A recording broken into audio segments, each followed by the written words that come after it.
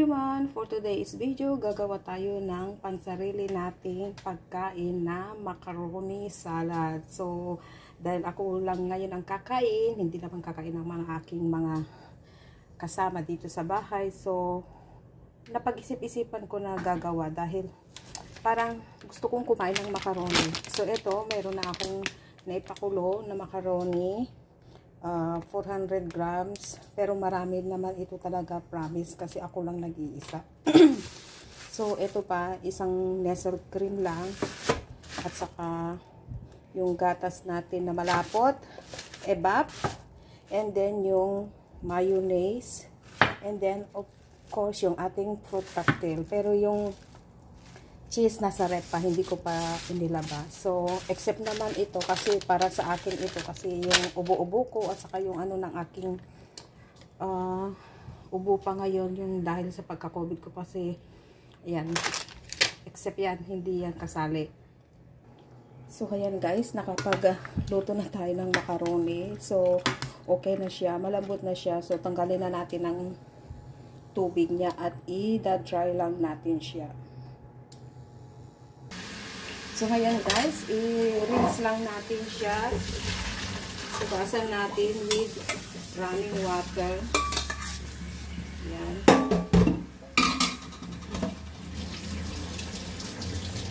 Kunti lang talaga para hindi lang ako ano sa kakain na nakikita ko. Kanilang tanghali ko, nagluto na ako ng bihon.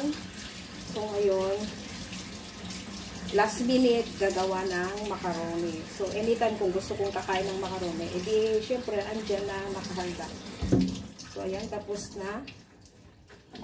I-dry lang natin siya para at least matanggal lahat yung tubig-tubig, hindi magtutubig. O, diba, mayroon pa mga ano. Kasi, yung elbow ng macaroni natin is nasa loob. Ayan, hulog. Hulutin natin. Kailangan yan madumi. So, ayan. Mayroon pang tubig-tubig, oh. So, ayan. Hugasan lang natin. Ayan. Ayan na natin yan na hanggang ma-dry siya. Tapos, ang susunod natin na gagawin is yung mga ingredients niya. Magbukas tayo ng fruit cocktail.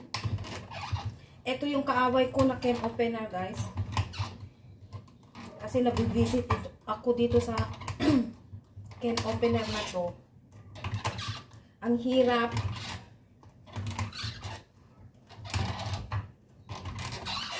Ayan, oh. O, yan. Nabuksan ko rin.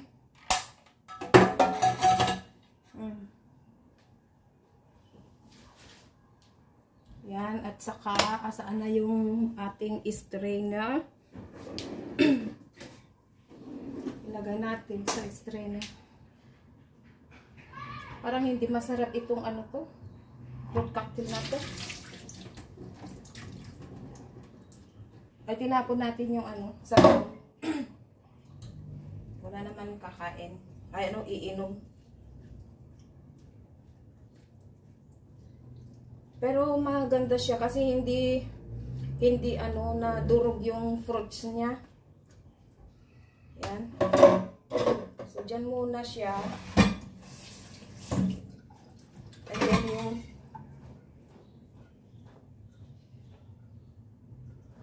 ayan yung macaroni, okay na siya. Dry na siya, wala na siyang tubig. Yan. Paghalo-haloin natin yung ating mga ingredients. At saka meron pa ako ditong leftover na gatas. Ilagay na natin lahat ito bago natin buksan yung isang lata doon.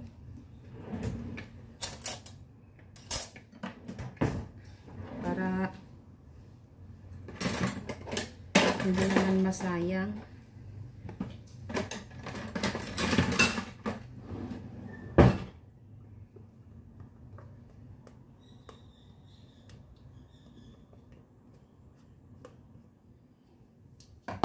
Ayan.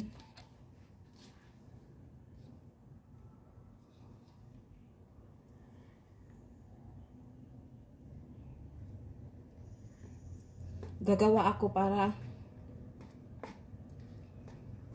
pag gusto kong kumain, meron akong unti-unting kakainin. Hindi naman ako maraming, hindi naman ako nakakarami nitong kumain. Kasi nga lang, yung miss ko minsan yung kumain.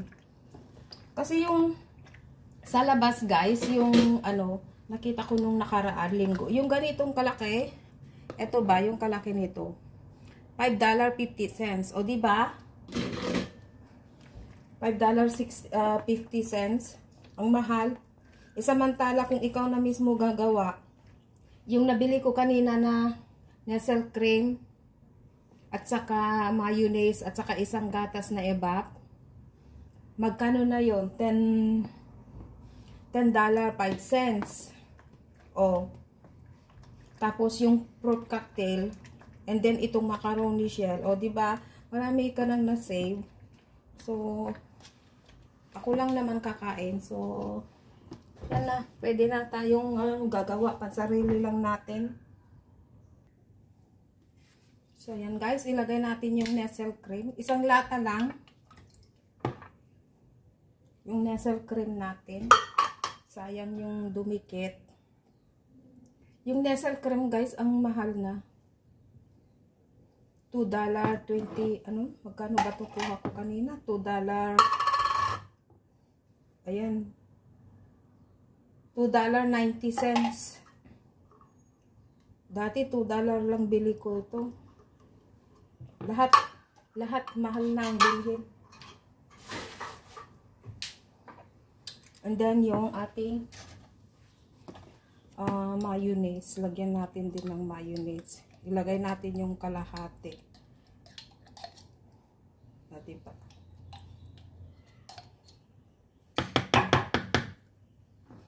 Sabi ko, kalahati. Oh, muntik na maubos. Muntik ko na lahat mailagay. Pampalapot. Ay, ang dami na. Daming gatas guys. Oh. Gatas na lahat. So, okay na rin yung ating fruit cocktail. Wala nang tubig. Lagyan na natin ng fruit cocktail natin. Sakto-sakto lang. Diba?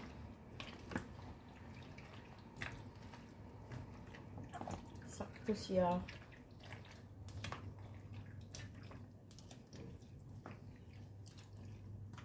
Yung fruit cocktail ito kasi guys, mayroong kompleto na yan. May pinya, may papaya, may nata de coco na rin. Oh. Oh, asan ka pa? O, kala ko mayroon pa, wala na pala. Yung cheese pala natin, kuhanin natin yung cheese. Lagyan natin ng cheese. So, ito guys, yung ating cheese. Ito yung gamit ko. Cheese. Buksan lang natin kasi maliit-liit na repack ito. So, ayan na guys. Nakat ko na into cubes yung cubes yung cheese ko. So, ihalo na natin. Ayan. Wow, halo-halo lang. Kung napansin nyo, hindi ako naglagay ng raisin. Ayaw ko kasi. Sobrang matamis yung raisin. So, hindi ako naglagay. Mayroon naman dyan. Marami pang raisin dyan. Pero, wag na. Ayaw ko na. Hindi ko naman yung kakainin. Kasi nga, di na nga ako kakain. Ayaw ko. So, ayan. Okay na. Ang aking simpleng macaroni salad. Meron na akong pang matamis pagkatapos kong kumain. So, bye-bye guys. Thank you for watching. See you for my next video. Happy New Year and God bless everyone. Bye. Thank you so much sa aking mga panonood na mga fellow YouTuber dyan. Merry Christmas and a prosperous New Year to all. Bye.